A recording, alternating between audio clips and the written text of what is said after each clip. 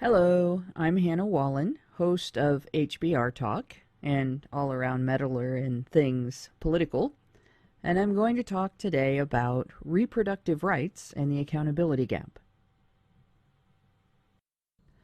Women just can't catch a break, you know? I mean, we've been hearing about the wage gap myth for so long I'm afraid to walk around at work in case I might fall into it.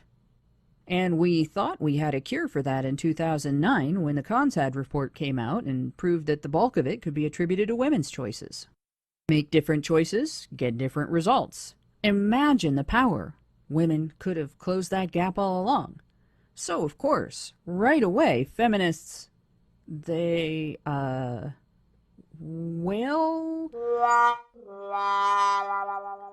found new ways to make the claim that women are paid 79 cents for every dollar a man gets paid for the same work.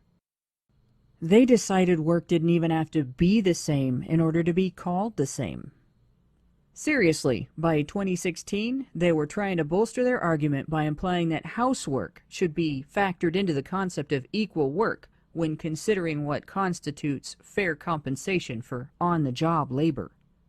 The fact that this work has nothing to do with the employer doesn't bother them as long as factoring it in at least creates some illusion that the same work claim is defensible. Well, that's helpful, isn't it? Problem solved. No, not the problem of women earning less money than men. The really important problem of feminists losing a gender issue they'd been complaining about. Of course, no one would go with such a stupid argument, right? I mean, everybody knows that workplace compensation is for work assigned to you by your employer, right?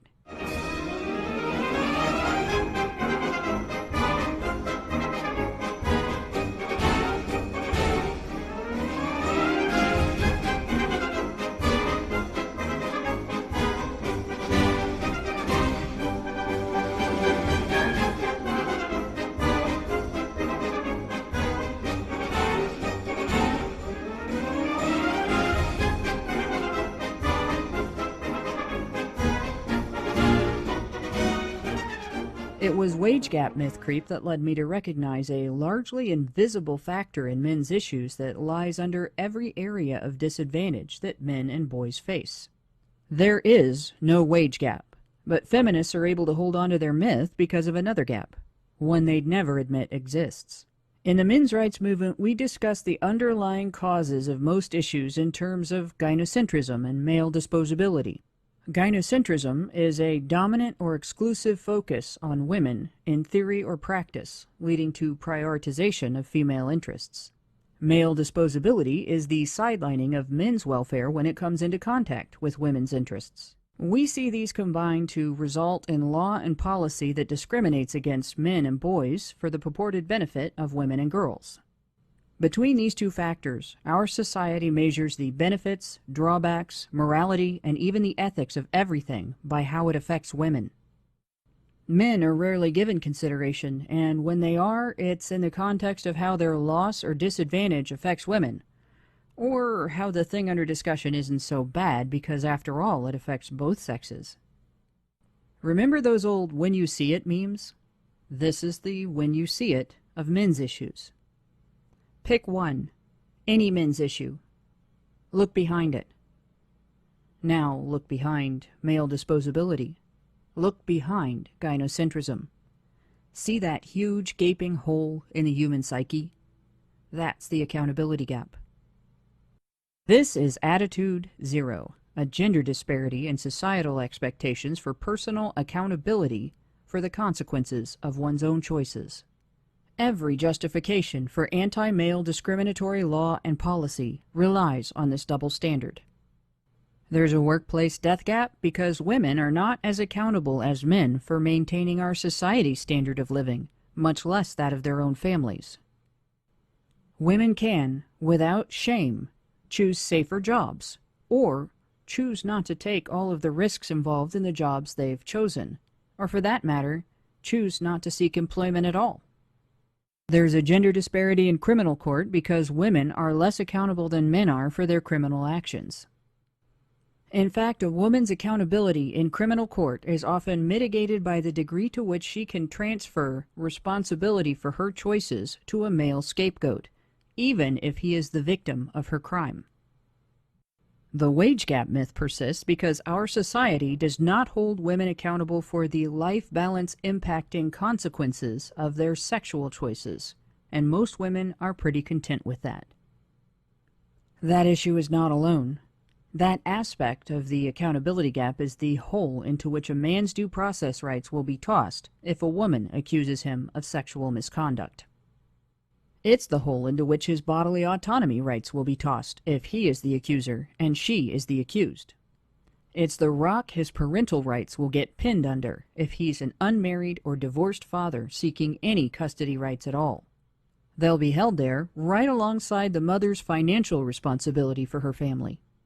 This is an underlying factor in women's issues, too. Why are there so few female CEOs? Because when women make less responsible workplace choices, everyone makes excuses for them. And if you don't, you get called a misogynist. How does that encourage self-improvement? How can one strive for excellence if one isn't allowed to know the difference between excellence and mediocrity? This gap is one of the most fundamental, one of the most egregious glitches in the way our society views the human condition. A rarely noticed filter that allows our society to maintain a massive set of double standards. With this in mind, let's dive into the topic of reproductive rights. I once knew a girl who found herself the target of a lesser-known cryptid, a creature whose existence has been described and possibly even investigated but remains unsubstantiated. The effects of the attack were profound, dramatic, and life-changing. It started with bizarre food cravings. Fatigue began to creep in along with unusual clumsiness, and she began to experience frequent bouts of nausea. Soon she was experiencing mood swings, massive swelling, anatomical changes, and a socially crippling sense of self-consciousness as the people around her began to react to her condition. Eventually she had to be hospitalized for special treatment, removal of an unexplained massive growth, and by the time she returned home, she had come to realize that her life would never be the same. To this day, she still has no idea what triggered this bizarre series of events. This sent me on a long, wandering investigation. Since then, I've witnessed numerous encounters and their consequences. Victims come from all walks of life, every national origin, religion, and creed. They can range from adolescent to middle age, and occasionally, even those old enough to retire from work are affected. These unsuspecting targets go about their daily lives without any concern for the monster lurking within their midst, until one day, without warning, and through no actions of their own, they become its next target. The only thing they have in common is that they are all female. In 2017, I began the long, arduous campaign to raise awareness of this widely experienced, extremely serious, but little understood women's issue. Its main cause has been so ignored by society that to date, nobody else seems to even be aware of it. Yet it touches the lives of millions of women around the world every year. All of you have seen the effects of this insidious evil, and yet you probably don't even realize it. Why, your very existence may even be a result of such an encounter. What am I talking about, you ask? No less than the most dangerous creature on the planet. Horror of the hallowed hallway, stalker of the sacred slit, the terror of Tuna Town. Fear the unstoppable power of the knock-up fairy. You may laugh, but beware of underestimating the damage that can be done by this creepy little varmint. Too many women today sincerely believe that their bodies are entirely under their own control. After all, we have rights, don't we? We have girl power. We can fight this. Good luck with that. Nothing could be sneakier than this little freak, silently gliding closer as its target goes about her daily life with no understanding of the level of risk she takes every time she fails to notice its sinister presence. One minute, she's just out for an innocent walk to the store, and the next, bam, stricken by the sprite's ominous curse. According to my observations, there appears to be nothing, absolutely nothing, she can do to avoid this terrible, unnatural fate. Nowhere to run, nowhere to hide, and yet no one seems to be willing to examine or even talk about this widespread phenomenon. At this rate, we will never be able to figure out a way to stem the tide of its prolific influence. God help us all, because everyone knows, as women, we just can't help ourselves, right? Reproductive rights have been so long and so widely viewed as a women's interest that it often gets deemed offensive, even misogynistic, to discuss them in terms of men's and children's interests. Why do we have to fight so hard for equal legal standards in this area, and why do women so often respond to discussion of it as if we've just jumped out of their closets and threatened to devour their souls? Really, what do they have to lose? Feminists like to start the discussion in the middle by railing about abortion, but the near exclusivity of women's reproductive autonomy starts much earlier. Seriously, we might as well just label consent the social territory of women. For those who don't believe me, let's compare a couple of similar stories. Most people in the U.S. remember the Brock Turner case because we've heard the feminist side of it ad nauseum for the last 5 years. According to news reports, Turner attempted to digitally penetrate an unconscious woman.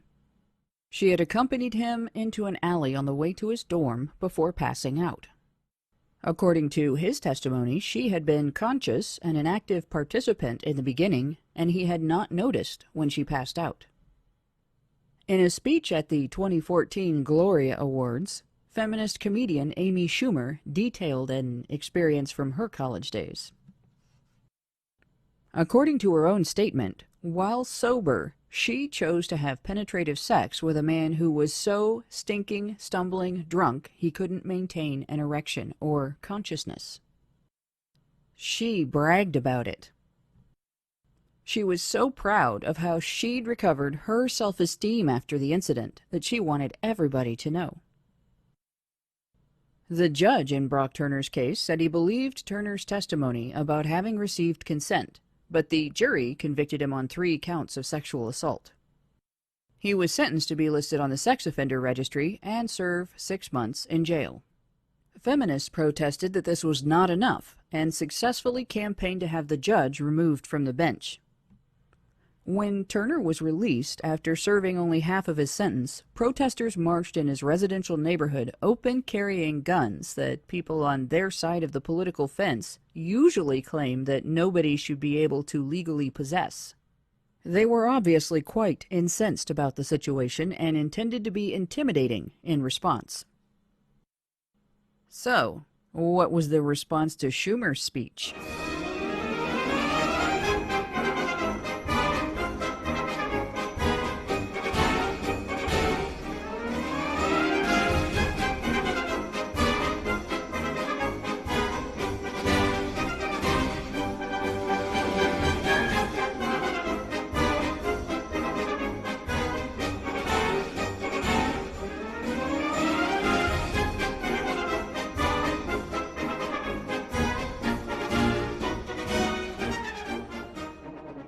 Looks like territory under female control to me. But hey, at least there's birth control, right? Men have condoms, 99% effective at preventing pregnancy when used correctly.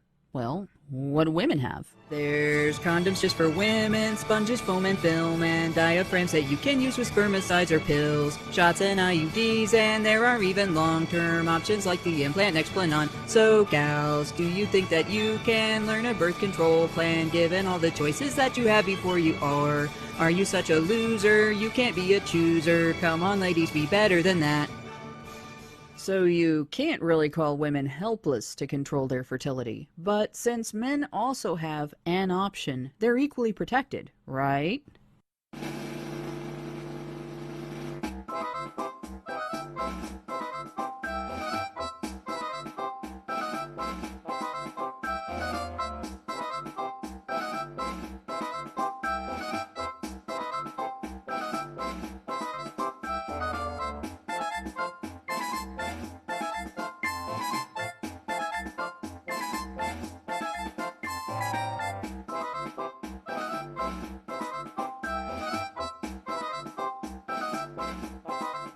Well, except when women use birth control sabotage.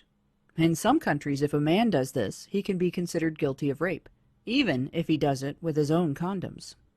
Women face no legal repercussions for the same behavior. A woman who has done this can even collect child support from the unwilling father. Even if she were to rape him, if a child is conceived and she retains custody, she could collect child support from her victim. He will still be stigmatized as a deadbeat if he rejects parental status in any way. In the U.S., there have been child support obligations imposed on men and underage boys, some too young to hold a job under such circumstances. It's really hard to argue that women are helpless in this area. Anti-knock-up fairy shields are everywhere, and a woman's entitlement to them is protected, while there are no consequences if a woman interferes with a man's ability to control his fertility. But let's just say a woman didn't know all of that until she got pregnant and now it's too late. Guess she's really screwed, huh? Totally out of options. Oh wait, I forgot about abortion pills, which can be used up to 11 weeks into a pregnancy to cause a miscarriage. Then there's surgical abortion, in which the fetus is killed and removed. In the U.S., over 500,000 women a year abort pregnancies, with approximately 2 abortions for every 10 live births. This decision is hers, and hers alone. The father has no legal recourse to make her take this option or to stop her if this is what she chooses to do. He can be stigmatized as an abuser if he pressures her in either direction, or even if he refuses to pay for an abortion to which he has ethical objections. Side note here, this social standard does get used in a type of scam in the U.S. The scammer fakes pregnancy after having sex with her mark. She says she wants to have an abortion, but she doesn't have the fee or insurance coverage for it. And hey, I ain't saying she's a gold digger, but does he want to be on the hook for 65% of his gross pay every payday for the next 18 years? A one-time payment of the abortion fee, about $500 on average, seems like a bargain by comparison, right? Except she's not pregnant. She's just trying to shake him down for $500 under the threat of a much more expensive gamble. She knows that since most abortion clinics maintain anonymity for their patients, it'd be hard as hell for him to prove that she didn't have an abortion. But, aha! You can demand proof of pregnancy in the form of a test before paying, right? Best bet? Avoid this risk altogether by not consenting to sex with a woman you don't fully trust. But if you're ever suspicious after being asked to pay for an abortion, your next best bet is this: don't give her any money. Be the caring, sympathetic guy who wants to see her through this tough time. Be comforting and sincere. Even if, on the inside, you're feeling hurt, angry, or betrayed, put on an act and do this. Go with her to the clinic. Pay the fee directly, wait for the procedure to be done, and then drive her to the home of whatever friend or family member is going to help her with her aftercare. You'll soon know whether she's actually pregnant, because if she isn't, she won't go along with that. She'll make threats, cuss you out, accuse you of all kinds of misogyny, all while continuing to demand that you just hand over the money. At that point, she has just handed you the ammunition you need to become suspicious and demand evidence that cannot be sabotaged. If she does go through with it, you just come out of it being the good guy who helped that poor, unfortunate knock-up fairy-stricken woman through a tough time that you otherwise had zero control over. And now you know exactly how careless, irresponsible, mercenary, and selfish this woman really is. What a catch, right? Anyway, it's kind of hard to argue that in the face of even an existing pregnancy, a woman is helpless. But what about women with moral or ethical objections to abortion? They have no options, right? It's not like they can agree to marry you and raise the child in a unified household. I mean, who does that, right? Okay, well, what if marriage is off the table? Depending on where you live, there are other options: joint custody, shared parenting, equally shared parenting. Or what about relinquishing sole custody to the father? She can have all the freedom feminists claim non-custodial fathers have. Easy peasy. Okay, so women complain about all levels of paternal custody, but it sure is hard to argue that when there's a father who chooses to be involved, the mother is somehow stuck with sole custody against her will. In fact, no matter how involved the father wants to be, if custody is contested, the court is predisposed to favor the mother. So, this is yet another area where she has more control than he has. Of course, if the father doesn't want to be involved, then the mother is really out of luck, right? She has no choice but to take on all of the responsibility herself. Oh wait, I forgot about adoption. There's an option that would relieve both parents of all responsibility, should they so choose. Of course, her ability to legally do that does rely entirely on his cooperation, right? What if the mother just can't bring herself to go through that process, or she has no cooperation from the father and can't get to Utah? There's this thing called safe haven abandonment. What is safe haven abandonment, you may ask? That is when the mother, presumably distraught over her circumstances, abandons the baby at a designated safe location where there are people waiting to provide immediate care. This is usually a hospital, a fire station, or a church. We have designated safe abandonment locations because of safe haven laws, which were enacted in response to incidents in which women have abandoned babies at unsafe locations. You know, places like public restrooms or trash receptacles where babies have died from injuries, exposure, starvation, and dehydration. Rather than use prosecution as a deterrent, like our society does with other crimes, legislators decided that they must provide women with a way to abandon their children without harming them. This is society's way of avoiding confronting the horrifying fact that some women are so cold and callous they would endanger their child in this manner rather than use any of their other options. Nobody wants to hold them accountable. Regardless, it seems like that covers all the bases. No woman with that many options becomes a single mother with custody of her child by any means other than her own choice. And who takes financial responsibility for that choice? Hint, it's not her. We have entire systems set up to transfer the financial responsibility for the welfare of an unmarried mother's children from her to anyone but her. Child support as a concept is actually much older than its name. Similar standards trace back to Old English poor laws. The government would charge citizens for providing aid to their poor family members. This was to pressure families into taking care of their own. It was all about reducing the government's financial burden. Today, collecting from the public isn't really about reducing the cost to the state. A mother can collect both child support and public assistance, all without having to hold a job herself. She can live on a variety of programs as long as she remains under the poverty level. It's not really about the welfare of the child, either.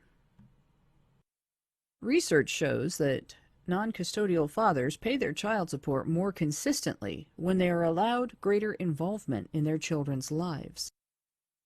There's a dual benefit to this.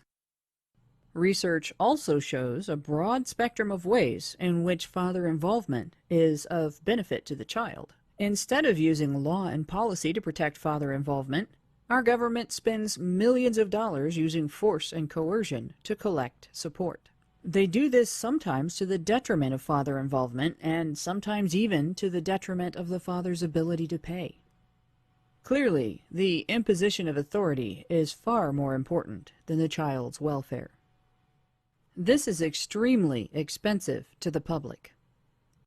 A Congressional Research Service report headed up by Jeff Sessions identified 83 overlapping federal welfare programs that together made welfare spending the largest item in the U.S. federal budget. While not all of these involve assistance to single-parent households, most of them were created to address financial needs that result from childhood poverty that is itself a result of being raised in a single-mother home. And I say single mother because not only are single fathers with custody rare, census data shows they're more likely to work and earn money to pay for their family's living expenses. Meanwhile, child support laws have created a debtor's prison system for fathers based on unfair standards and irrational penalties. As punishment for failing to pay enough support, a father's tools for earning income are stripped away in order to, well, what exactly? When this does not help him pay more, he faces incarceration, where he will build up further child support debt, all at taxpayer expense. The cost to society doesn't stop there. Research shows that it's common for mothers to interfere with or deny fathers time with their children. Women aren't even held responsible for this. A man can be alienated from his children by their mother and assigned an unpayable support obligation based on imputed income at her request and still get called a deadbeat who doesn't want to spend any time with them and won't pay his support. The mother gets to play the part of the poor, long-suffering victim who just doesn't understand his behavior. And the children? Oh yeah, the children. They'd been forgotten for a moment there. Research on father involvement tells us a lot. I've talked about this before. Research gathered from independent sources and compiled and evaluated by the Father Involvement Initiative shows numerous ways in which children benefit from involvement with their fathers. During the tender years, for instance, when the court considers them unimportant, a father's involvement leads to better ability to handle strange or stressful situations, better problem-solving ability, and better ability to relate to others. Kids with involved fathers perform better academically, show more involvement with their academic community, and have fewer discipline issues. They also have fewer social issues and are more likely to resolve them without seeking a teacher's assistance. Father involvement also makes kids less likely to go along with other children in making choices that will get them into trouble. As they get older, kids with involved fathers have better school attendance and are more likely to graduate. This trend continues through post-secondary education and is noted to affect career success and psychological well-being. This means they're less likely to end up in poverty and end up needing government financial aid. Kids of involved fathers grow up to be more tolerant of others and to be more likely to have successful marriages and long-term friendships. They're less likely to engage in self-destructive behaviors such as truancy, substance abuse, or criminal activity. They're less likely to end up in jail. They're less likely to become unwed parents. They're less likely to experience depression, anxiety issues, or risk of being abused. And they're less likely to commit suicide. Children raised in welfare-supported single-mother homes are more likely to grow up to be welfare-reliant single parents. That is, of course, at taxpayer expense, which means mostly at the expense of men. Men pay the overwhelming majority of taxes, while women receive the overwhelming majority of tax-funded economic benefits. The result is an escalating cycle of poverty and welfare dependence. According to childtrends.org, births outside of marriage in the U.S. increased from about 26% in 1990 to 40% in 2018. What is the trend going to be in welfare spending if that continues? How about the trend in child outcomes? How many fathers are getting thrown under the bus? Why does our society allow this to continue? The answer is this. Women have reproductive rights with little or no accompanying responsibility. Men have economic responsibilities as a result of women's reproductive rights with no legally protected reproductive rights of their own. That's a hell of a power imbalance. Tolerance for it comes at the cost of taxes paid mostly by men, and of the futures of the children born into these circumstances. The impact on society is profound and disastrous, and it will not stop until equality of accountability is achieved. The question is, can that be done? I think it can. It's not going to be easy, but the men's rights movement is already doing a big part of what needs to be done. Public awareness of the importance of father involvement helps to promote equally shared parenting laws. Equally shared parenting laws, which are becoming more and more the norm, help to promote father involvement after divorce and in single parenting situations. But even more, if mothers cannot so easily evict a father from his child's life and just use him for child support, they are less likely to initiate a divorce and therefore more likely to work at keeping their marriages alive. Since about 70% of divorce is initiated by women, equally shared parenting laws could reduce the overall incidence of it. Less divorce means more fathers involved in their daughters' lives, and more opportunity to instill that sense of accountability so many women today lack. It means more fathers involved in their sons' lives, able to raise them to hold the women in their lives to an equal standard. If a gender gap in accountability is the most basic underlying cause behind the issues faced by men and boys today, father involvement is the cure. It seems dads really are the ultimate experts in repair. I think that makes custody and child support reform the first step on the path of social change needed to support legislative reform where other men's issues are concerned. It also means that women who understand these issues are going to have to be very conspicuous advocates for father involvement, putting pressure on mothers to stop interfering in father-child relationships. Feminists will hate us for it, but the next generations will be glad we did it.